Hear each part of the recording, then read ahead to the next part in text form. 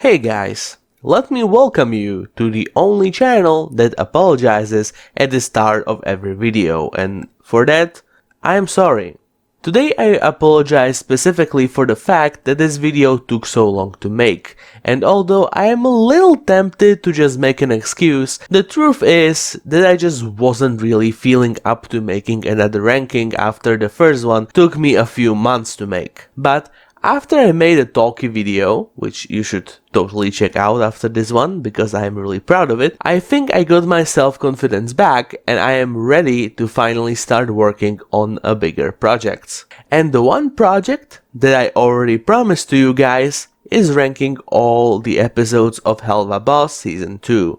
I really love talking like I actually have a following and people actually care about what I post. It is really fun, you should try it sometimes.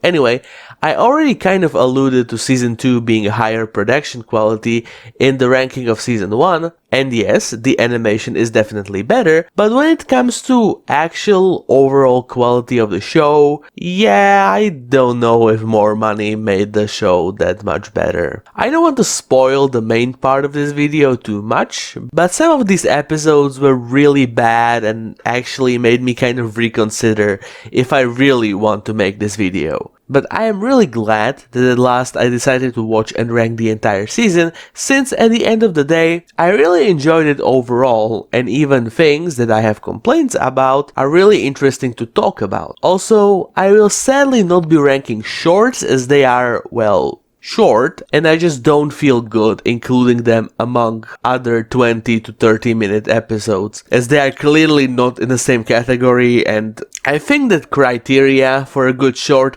are definitely different than a good episode of a show. I mean, maybe after season 3 I will make a ranking about all shorts, as I assume by then we will have enough of them for a full video, but please don't quote me on that. Anyway, let's go to the main part of the video. As this is season 2, I don't think we need to explain much of the plot, as it is basically the same as the first video, but if you didn't watch the season 2 and for some reason still clicked on the video named ranking every episode of Helluva Boss Season 2, then here is the time you can go for overall rating of the whole season without spoilers. Yeah, he's Striker, he's Striker. How did you fuck this up so badly?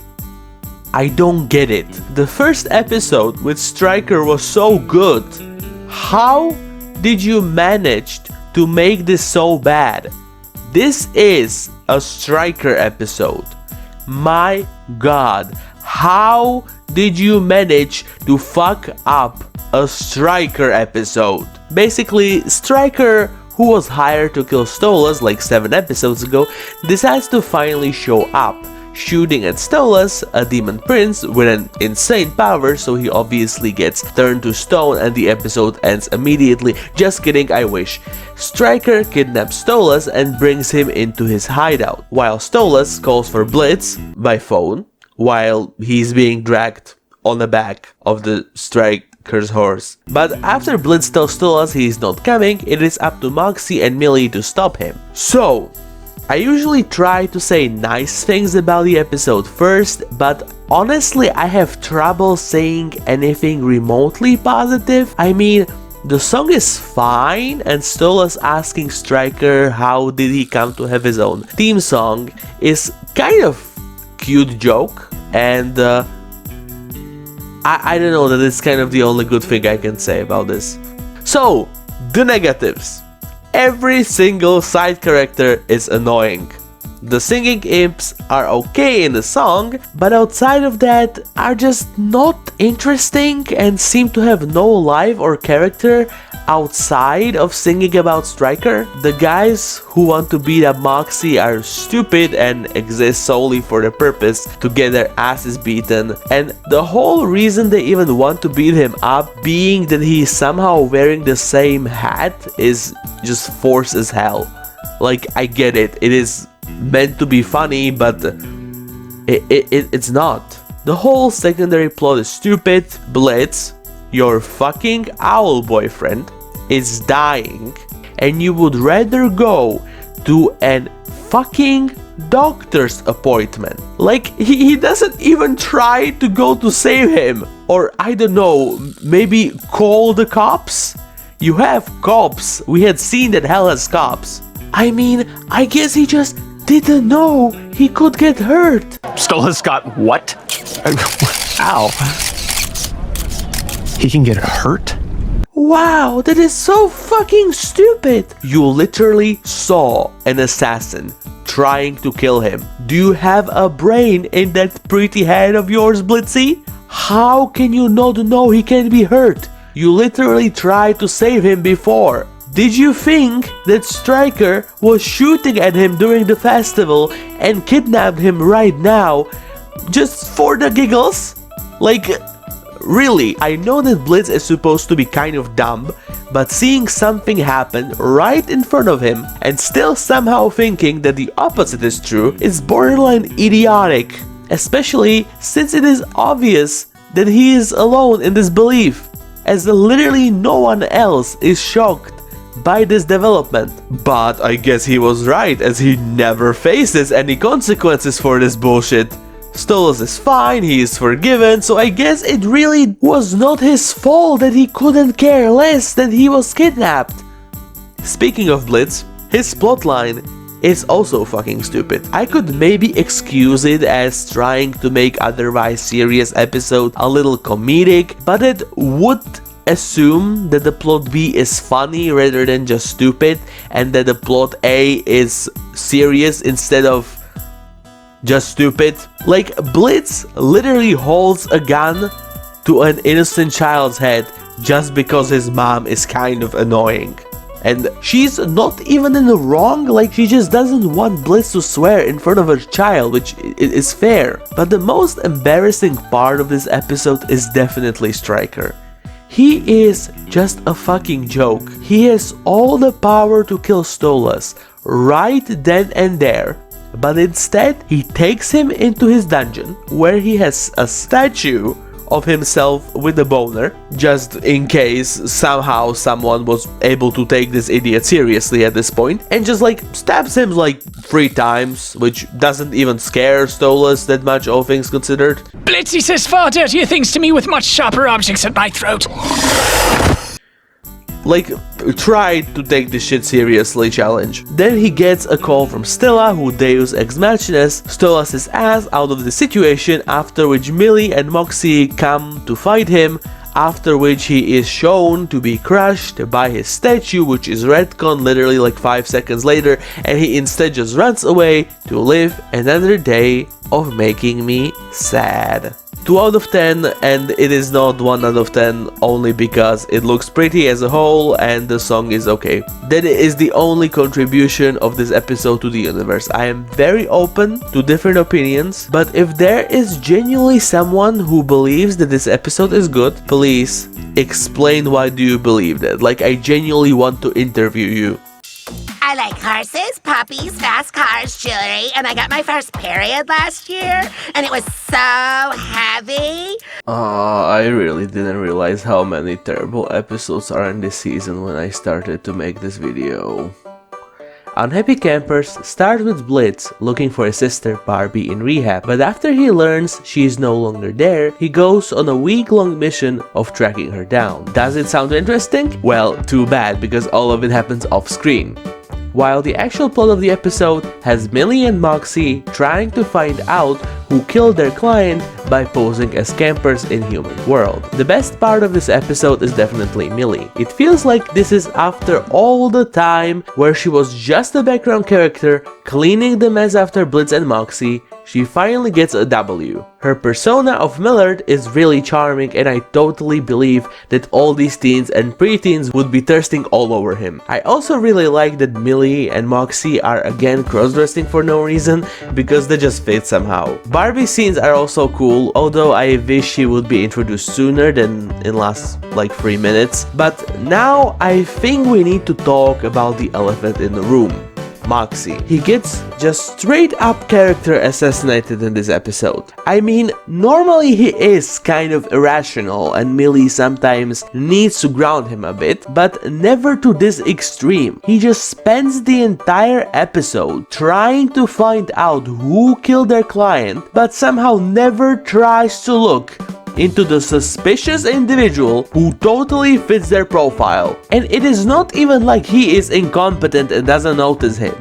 Millie totally points out this guy almost immediately after they arrive. So Moxie either doesn't want his wife to be correct so badly that he is willing to compromise the entire mission for it, or he is just so desperate to play detective that he actually ignores the one person every single detective would question immediately. And that is not even the stupidest part of his character arc, because he, for some reason, gets mad at Millie because she is more liked than him by the campers and tries to win them over by this song. Oh, everybody look at me. I'm the greatest. It's plain to see that all you losers wish that you could be like me. I genuinely don't know what is he on that he believes that this is going to make them like him, but what do I know? Since Moxie in this episode just feels like completely different character. Even in Hell, he is not at all popular, and while sometimes it feels like he is a little self-conscious about it, it was always towards people who he knew personally, like Luna or Millie's parents. But when he was talking to people he doesn't know, like Asmodeus or Fizzaroli, he clearly didn't give a shit about what they think. But suddenly he is somehow so obsessed about what a bunch of 12-year-olds think about him that he is crying and lashing out on his wife that is just trying to help him. That is just something that he never did, and I have trouble believing he ever would. Then when Millie finally puts him in his place, he somehow realizes, off screen by the way, that he was wrong and returns to his non-moronic self, goes to kill the first guy they already knew was the target like a week ago, only showing how little anything they did in this episode mattered. Then he meets Barbie and Blitz that somehow are in the same place and the same time for completely unrelated reasons, seemingly just so the episode could finally end, and I'm all for it ending, honestly, so this might be a good thing actually. 3 out of 10, better than the last one, but honestly, just barely. Well, it reeks of urine and desperation, so... Ugh. L.A. Seeing Stars is honestly the episode that really made me reconsider making this video. I mean, I thought that Queen Bee was universally considered a bad episode, but after my last video when I gave it 5 out of 10, which I think is not even that bad of a ranking, all things considered, there actually were people thinking I am insane for not ranking it higher. And people can have their opinions, that is fine, and I am honestly kind of flattered that someone actually cared enough about my channel to write a hate comment. But the thing is that if I got that reaction from shitting on overall very hated episode, I feel like you are going to burn me at stake after realizing that I put an episode that I honestly haven't heard anything bad about from the fandom as Seeing Stars. If anything, this episode actually feels kind of beloved by the community. I even considered to intentionally ranking this episode higher just so I don't have to talk about this unpopular opinion of mine, but no. I have to remain the unapologetic idiot at all costs. I cannot just compromise what I think for the fear of some hate. So yeah, in Seeing Stars, Stolas forgets about the special night when he promised Octavia he will take her to see the meteor shower in the living world. Octavia is understandably pissed and breaks into IMP office where she steals the grimoire and accidentally goes to Los Angeles. IMP contacts Stolas and they all go looking for her. I would normally start off with listing positives and slowly diving into the negatives, but for this episode in particular, I feel like I need to straight off the bat explain what makes it fundamentally not work for me. First of all, the plot in this episode is borderline non-existent. The main conflict of Octavia being lost in LA is established during first few minutes, but then it is almost immediately completely abandoned by every single character. Moxie and Millie go sing songs for money, Blitz is mistaken for a famous actor and dragged into a pointless subplot along with Stolas, and Luna didn't give a shit about the mission in the first place. Everyone just does their own thing that ranges from not relating to the plot at all to relating to the plot very vaguely, until the scriptwriters, I mean Luna, finally realized halfway through the episode what the point all of this was and randomly decides to look for Octavia. She is not even like convinced by anything, she just accidentally finds a clue about her whereabouts and goes full detective montage looking for her. And then finds her 3 minutes before the end of the episode, so basically when we remove all the side stuff that doesn't relate to the main plot, we are left with the first and last 3 minutes of the episode. Other than the main plot about finding Octavia, there are 3 more plot lines, and I will now speedrun 2 of them so we can move on to the one I actually want to talk about. Millie and Moxie are pointless. The fact that they don't have to wear disguises despite it being time and time again established that humans cannot see them is stupid. Also, why are they doing this bullshit? Octavia being in LA tour is stupid and not funny. None of the LA bad jokes made me laugh. And now we can finally talk about the one plotline I actually find to be kind of interesting. The Blitz being in a sitcom could be a good standalone episode. The entire premise of Blitz being forced to perform in front of the audience after his trauma from circus would be very interesting. Of course, if you put this episode after Oops, where we actually learn that he has trauma from circus, how can this episode not do anything right? And the whole audience only laughing at his jokes when they are being told to by the producers could be interesting if Blitz ever found out that that was going on, instead of it being just one-off joke. And the most disappointing aspect of this episode is that it could have been good.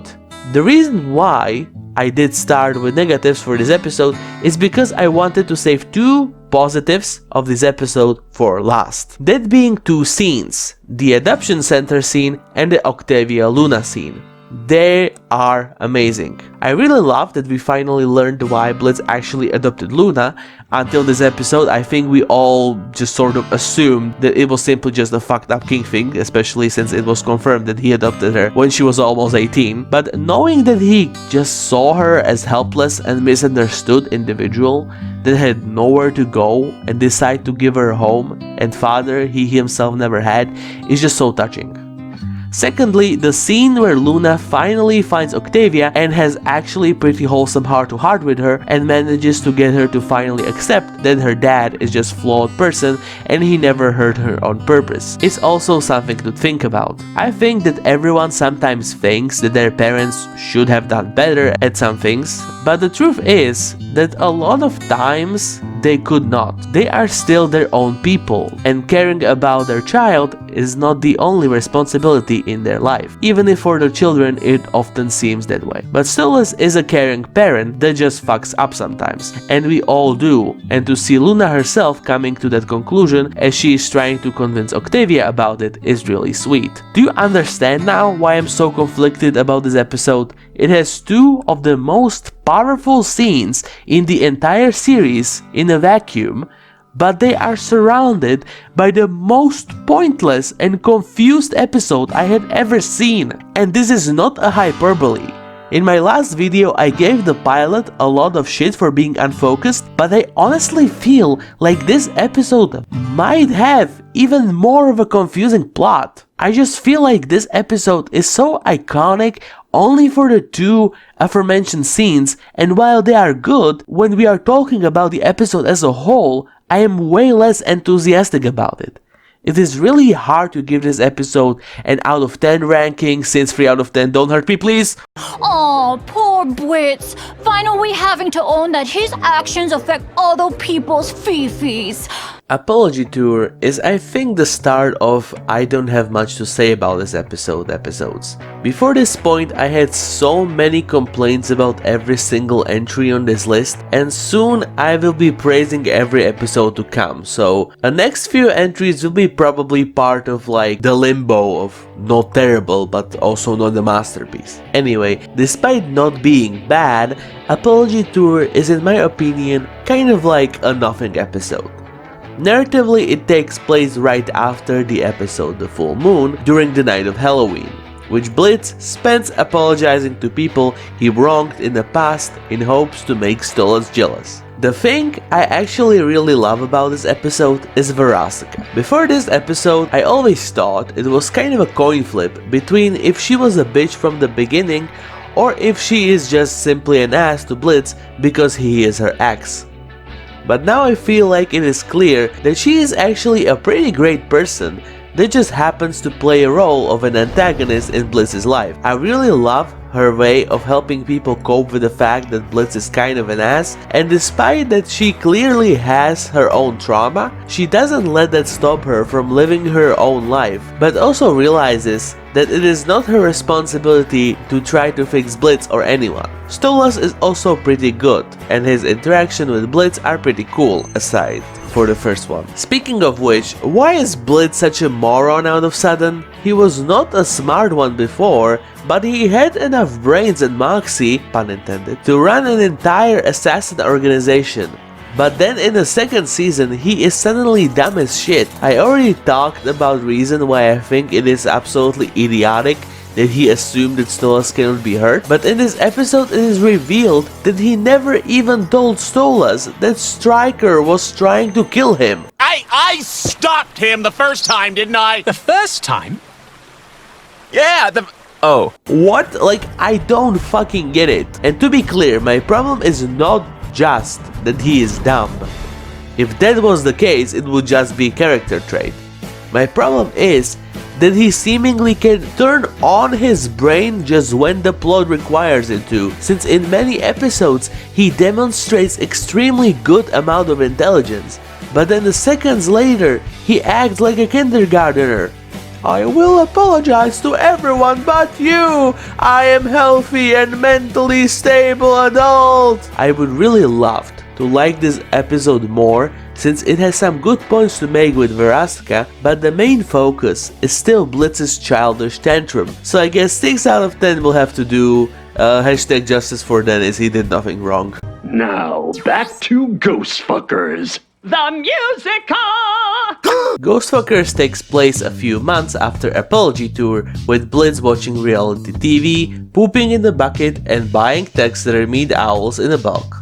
So I think it is safe to say that he is not doing so hot. Luckily, a customer claiming she was killed by a ghost reignites his curiosity for an adventure, and he goes to pretend to be a ghost hunter with Millie. I immediately have to say that whatever this episode is about doesn't matter, because it without a doubt peaks in the credits with the I wanna fuck a ghost. Let me taste your ectoplasm. I want the dick that no one gets. Make me poltergasm. I am not joking, I want an entire Ghostfuckers Broadway musical so badly. Moxie is, despite barely being in the episode, absolute cutie, and we have to protect him at all costs. But anyway, to the things you actually want me to talk about. The scary scenes. While I think some of them are maybe a little too over the top, they're overall amazing, and despite the majority of the episode being pretty goofy, when it gets creepy, it gets really creepy. The final fight is also cool, and I really like the twist on the classic trope of character not wanting to hurt their friend after the big bad somehow takes the form of them, with Millie just beating the shit out of Blitz while he is possessed. But while I really enjoy the scary and action stuff, it only starts after the first half of the episode is over. So now I obviously have to talk about the first half. Yeah, it kind of really blows. This is just Blitz being an annoying child for like 90th time this season. Do you know how I said that looking at facts and believing the opposite is actually idiotic? Well, in this episode, Blitz somehow believes that the ghosts are real despite knowing full well that people in this universe can only go to heaven or hell. And then after the half of the episode of nothing accomplished, when Millie calls him out on this, his head is still so far up his own ass that he just abandons Millie and goes to search for his non-existent ghost by himself. I also really don't buy the relationship between him and Millie. Like, they barely interacted before this episode, and now you are telling me that they go far back and are actually BFFs? Like, I am sorry, but I just don't believe that this was the plan all along. It really feels like the writers just decided on this backstory during writing this episode. I just feel like these two don't have enough of the relationship to be best friends. Do you know who has? Moxie. Moxie has plenty of experience with Blitz, and we even know from the Truth Seekers that Blitz has made attempts to hang out with Moxie one-on-one. I am really conflicted on this, as I feel like Millie is really underused in this series, so I should be probably happy that she got an attention in this episode, but she just feels like objectively wrong choice for Blitz's best friend. I don't know, I can honestly feel the hate comments from the future already. 7 out of 10, Erica Henningsen, the voice of Charlie from Hazbin Hotel and also Candy from The Mean Girls, is in this episode as Bethany Ghostfucker. I really wanted to mention that, I was just not sure when, so here you go. Fuck you, Stolas! You spring this feelings bullshit on me! Are you fucking kidding? We were waiting for this episode so long. We wanted to see a resolution between Stolas and Blitz. We had an entire teaser song animated to hype us up for this episode. And what did we get? Cherubs fucking 2. Aside of that, it is a pretty solid episode. Basically, Blitz prepares for a date with Stolas while being stalked by cherubs, who got into hell thanks to dorks. This season really likes doing crossovers between the different antagonists, doesn't it? But let's get to the juicy part of this episode, the Stolas x Blitz things. And let me tell you, the opening of this episode, when I see him, is amazing. It portrays the disconnect in their relationship perfectly, and it perfectly sets up the viewer's expectations of this is going to be a shit show. And oh my god, what a shit show it is. The last 5 minutes, when they actually get to talk, is really emotional and sad in the best way possible. And despite me, time and time again, complaining that Blitz acts like an idiot, this episode actually doesn't do that. And Blitz, despite being a little dumb, still acts like himself, and everything he does and says is written believably. Although I have to say that despite this episode portraying him as the bad guy, I am honestly more on his side. I mean, Stolas took what, months to tell him about his feelings, but then doesn't give Blitz 10 seconds to process it, and takes him misunderstanding what he means as rejection, shunning someone he claims to hold dear away. I can forgive it to this episode as the later ones explore Stolas' inner thoughts more, but I just believe that I need to at least try to explain what I think he did wrong, since I feel like some people might get the wrong message from this episode, and maybe I can, as a self-proclaimed relationship expert, help some of you to be a better communicators. Basically, I just feel like Stolas should first give Blitz the crystal to establish that he's not losing anything with this change, while also preparing Blitz for the fact that he would like to move their relationship to the next level.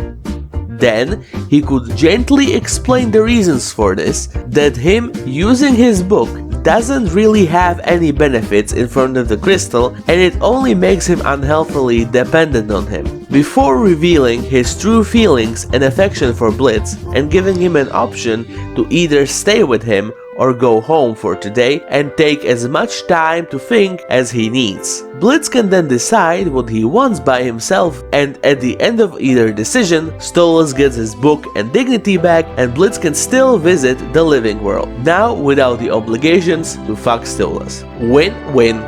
Wow, if you are so great with relationships, why are you still single?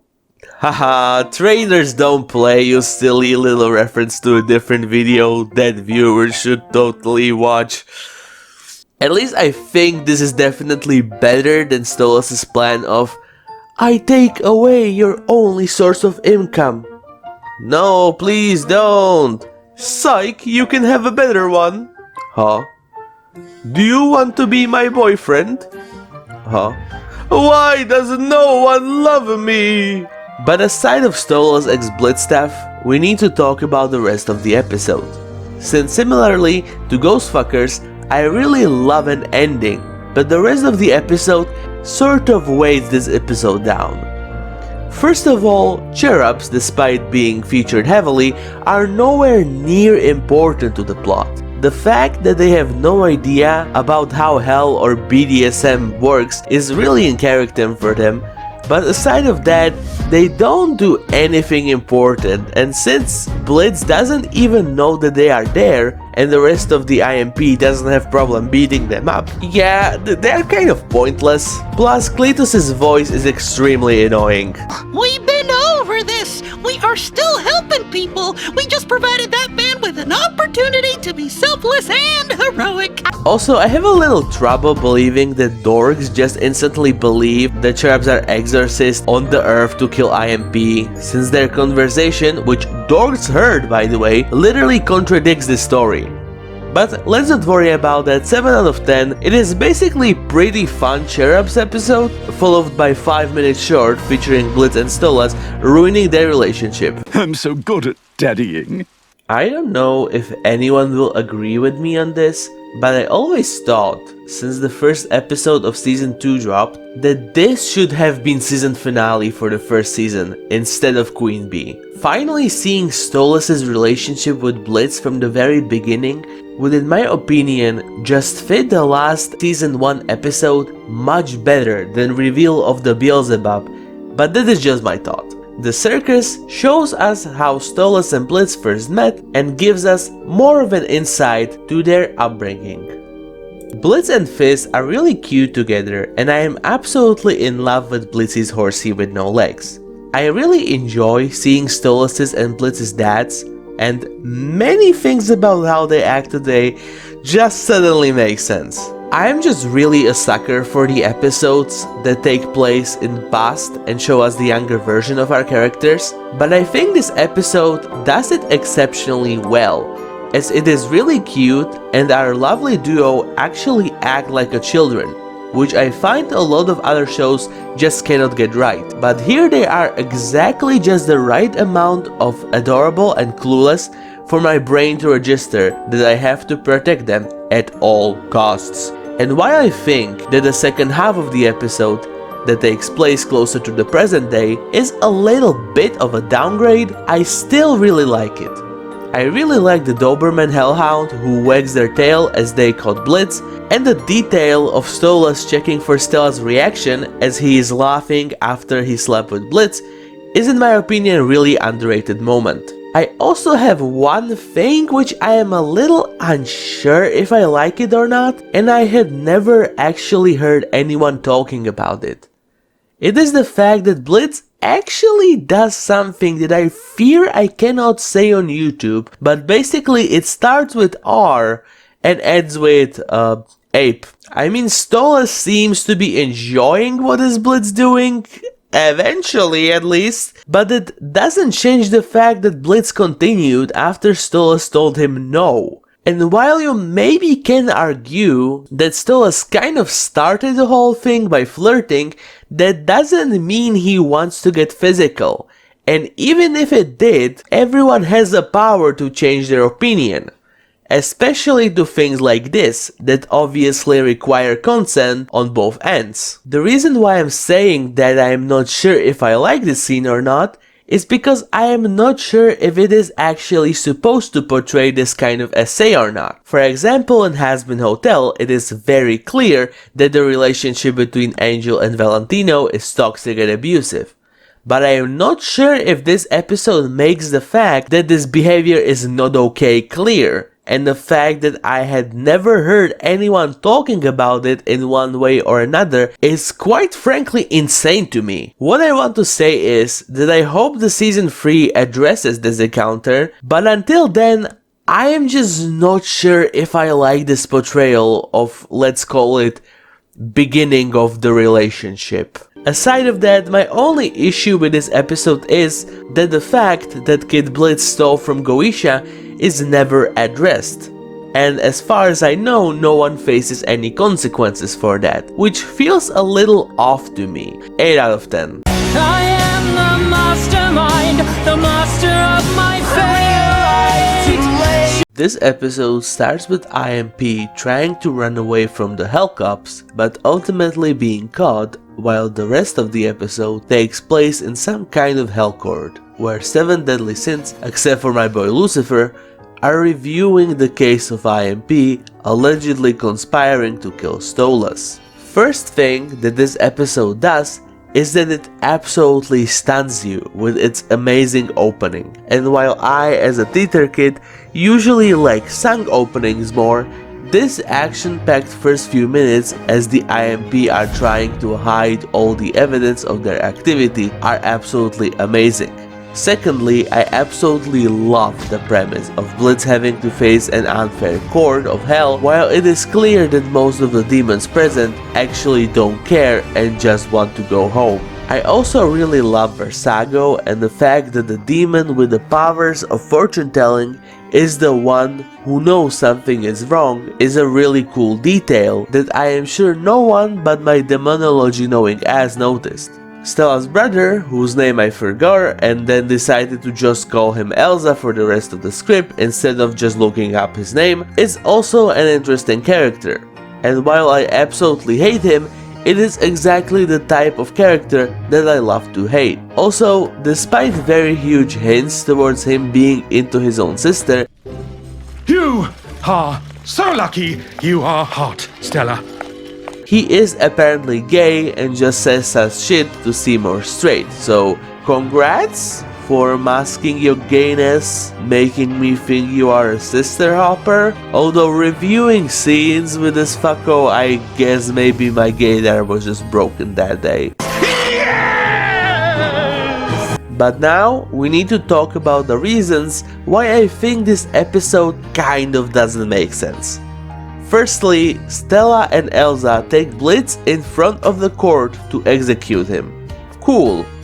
Why though? Do you care about Blitz? Since when?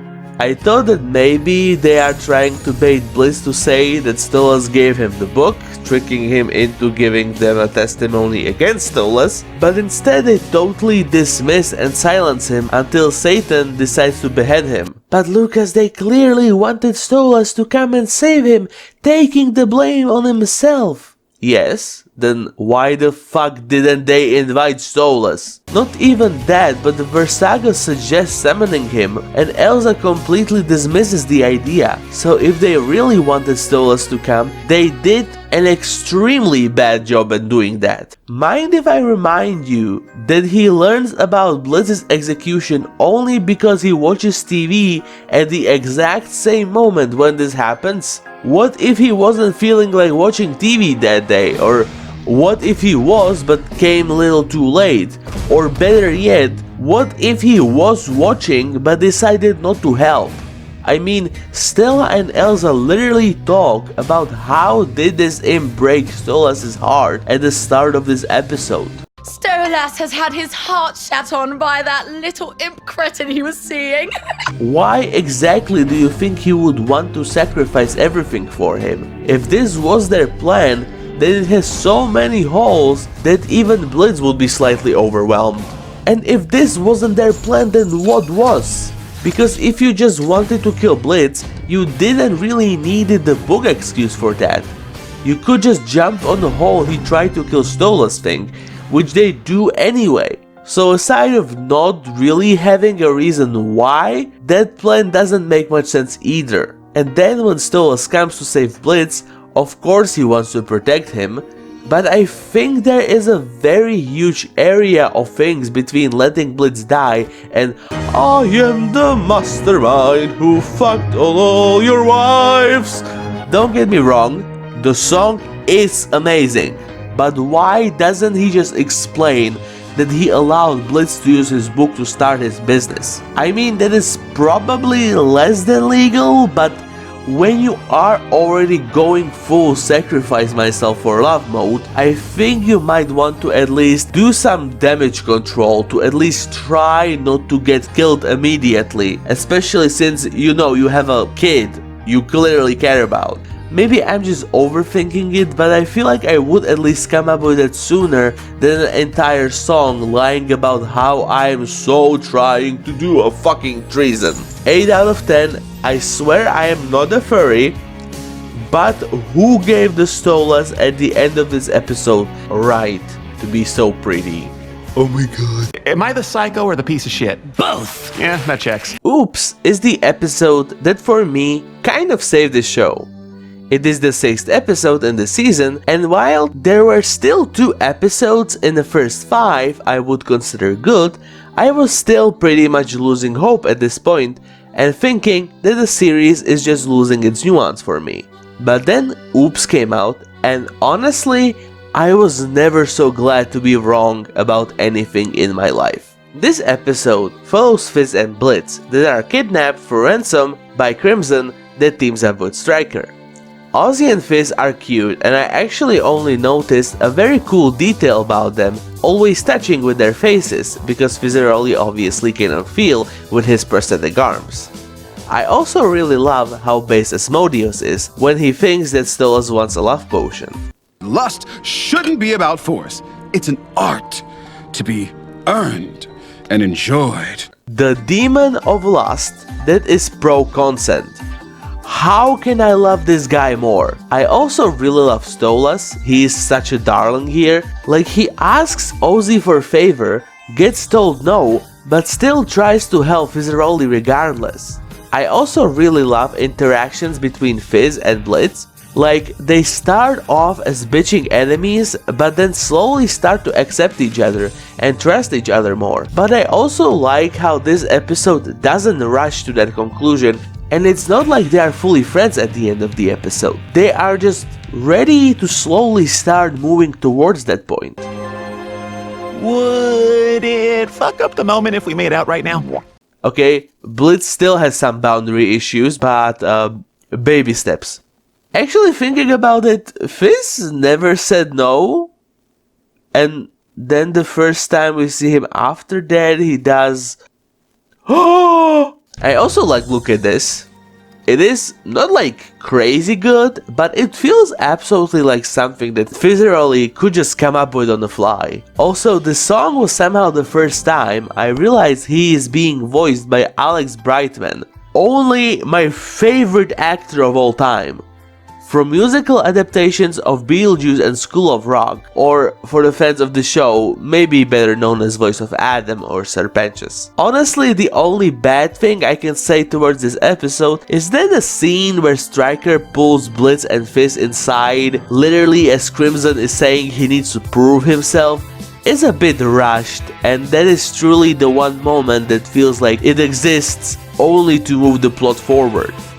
Aside of that, Stryker is fine. He still feels somehow nerfed and more pathetic compared to the Harvest Moon episode, but he is getting better. Crimson is also a tad of a letdown, like I feel like he would have much more to say to Blitz after the events of X's and O's, but sure. 9 out of 10. You could say he earned it.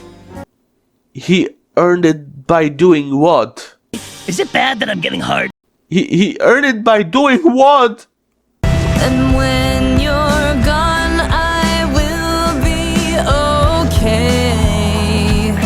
Sincemas is an episode that I was honestly sure will be somewhere in the lower half of this list. But the more I was watching it and more I was thinking about it, the more I feel like it is one of the best episodes of this season. This episode follows Stolas as he is trying to come to terms with no longer having a position of a prince and his daughter not wanting to talk to him.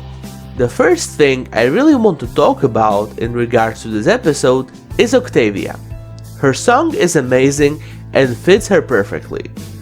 I also really hate people who do be hating on Octavia for not wanting to let Stolas into her life, which I honestly feel like is really unfair. Like, he literally promised he will be always with her and then went and abandoned her. I don't care if it was the right thing to do or not, it still had the consequences. I guess maybe she is a bit insensitive to him taking antidepressants by blaming it on herself, but she is 16 and it is clear that he never talked about that with her. So I think her reaction is justifiable, if not a little rushed. I just find it kind of stupid that the same fanbase that constantly justifies fucked up things that two people in their 30s do because they have trauma instantly start hating on someone who is still basically a kid for maybe not making the best decision. Aside of Octavia, the fight scene is really epic and fitting for a season finale. Also, when I first saw Stolas beating the shit out of Elsa, I literally stood up and started cheering while I was home alone. You are now. It just made me so happy. Now to the things I dislike. Firstly, Stolas is kind of a dick in this episode. At first I thought he is just coming to terms with no longer having everything he took for granted. Normally I dine on a custom diet prepared by my waiting staff, full of essential nutrients and freshly prepared rarities. Wait, we literally saw you pouring yourself a bowl of cereal. Men do really be lying for no reason, but after a rewatch, I think it is more likely that his mood swing is caused by him suddenly not having access to his pills.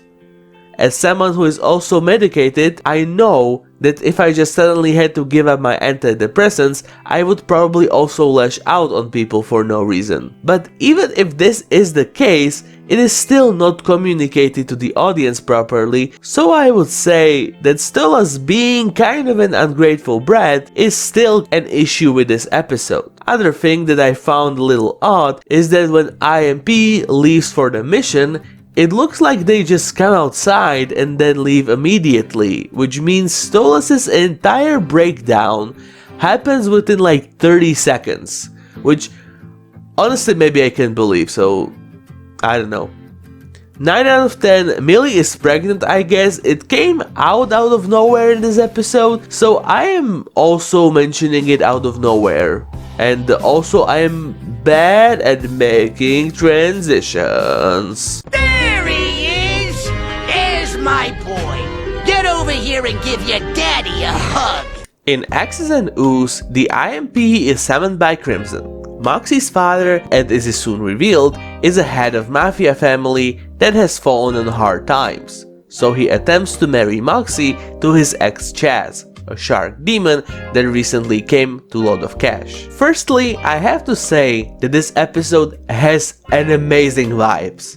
You really feel Moxie's fear and concern. It is shown to us in one of the most chilling scenes in the entire show. Instead of just telling us, the episodes really lets us absorb his trauma with barely any words spoken. I also really like the new characters. Both Chaz and Crimson are amazing antagonists, and I like that despite Chaz being more of a comic relief, Lord Farquaad kind of a villain, he still presents an understandable threat to the point when I felt almost sad when it was revealed that he was killed at the end of the episode. Crimson not understanding his son is honestly too real. What? This is the kind of shit gays like, right? Okay, first off, Dad, I'm bisexual. Yeah, gay! Like, yeah, that sounds like a conversation I would have with my dad. Millie is also an amazing badass in this episode, and the action scene is such a cool end to this otherwise slow burn episode. I would really love to give this episode 10 out of 10 since I love it so much, but there were a few issues I honestly just cannot ignore. Firstly, the dildo scenes are painfully unfunny to me, and especially the first one really comes out of nowhere. Like, this is outside of this moment really serious scene during which is Crimson intimidating Moxie. He really could show him something horrifying, but no, dildos it is. I also find it pretty odd that Millie, despite murdering a bunch of demons, for some reason decide to spare both Chaz and Crimson. Like, they are literally the people that caused all of this, and especially Crimson will definitely hunt you down for this. But sure, let him live, why not? Also, Moxie is kind of stupid for not telling anyone about his dad and going to comfort him by himself only to get kidnapped. Like, literally, this is the man who killed your mom for defying him. What do you think was going to happen? At least, like, text your wife before so she knows what is going on. I don't want to victim blame since he clearly is not in the best mind space, but I just think that someone with past like Moxie would be more careful about doing stupid shit like this. 9 out of 10, amazing episode. Also, if you're a chick, maybe give up on your dreams now, because I'm not gonna lie, women just ain't funny. It should not be a surprise that this episode is so good, as seemingly every episode that features Fizz and Ozzy is automatically amazing, but this really surpassed the rest of the season too. Unlike the previous season, where I feel like you could probably make a case for quite a few episodes to be the best, putting this one on the first place was not even a decision for me. In the episode with the longest name ever, Mammon's magnificent musical mid-season special, or as we in business call it, MMS, Fizzeroli competes in the Mammon's Clown competition with Blitz as his bodyguard. This is the first episode where we see Mammon, and I absolutely love that I can hate this POS. He is just such a pathetic and salty crybaby, with ego so fragile that he cannot handle anything going against his beliefs, and with character genuinely so evil in a way that seems to be cartoony and pathetic on the surface. But once you look closer, you realize that he has Fizz manipulated so badly that he completely stopped questioning him, to the point when Fizzeroli believes that he himself actually wants or needs to do things Mammon tells him to do, is just such a perfect antagonist. Luckily, Fizz at last understood that he is being manipulated, which manifests into probably my favorite song from this season, 2 Minutes Notice. I really love both what the song stands for and how it sounds. I also like how Mammon is so deep in his own mind games that he doesn't even realize that the song is about him until Fizz literally name drops him. Ozzy is also really cool and supportive, standing up against Mammon and even revealing his secret so Mammon couldn't threaten Fizz no more.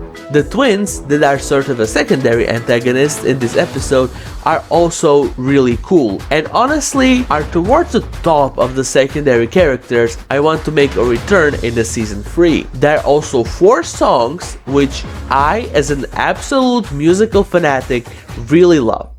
I know that some people think 4 songs was a bit of an overkill, but this is my list and I think musical numbers rule, so fuck you. There's only one thing that I didn't even dislike, I just think it could have been handled better. It is the creepy Fizzeroli's fan.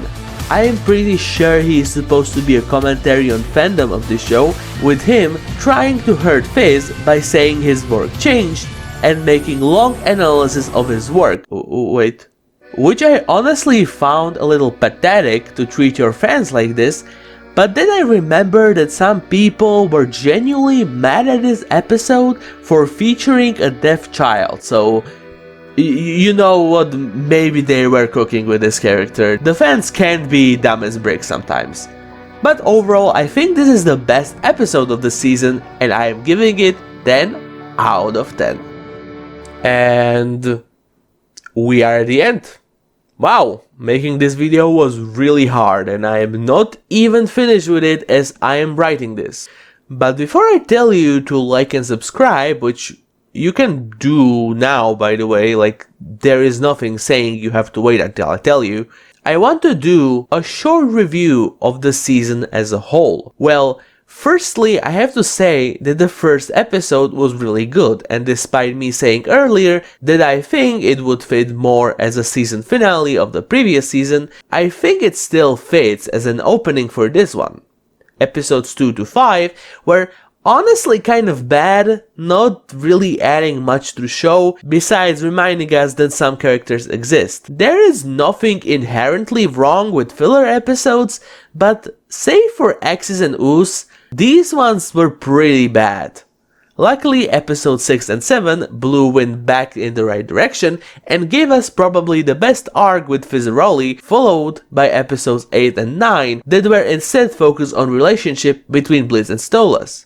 Episode 10 was kind of a filler, but it was definitely an improvement over the episodes 2, 4 and 5, so I will take it. Episode 11, Mastermind, was kind of like the Aussies of this season, being an episode where everything goes to shit before season finale.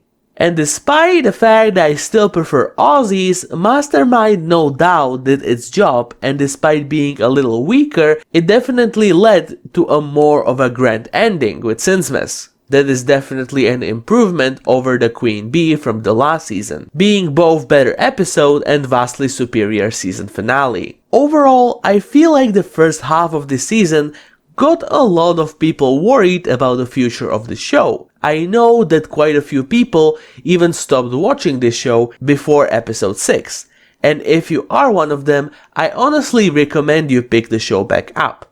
I promise that episode 6 onwards, the show is actually really good again. But while the show looks better than season 1 and arguably even Hazbin Hotel, I noticed that, I think the writing is getting worse. Even the episodes in the season that I love seem kind of incapable of taking themselves fully seriously.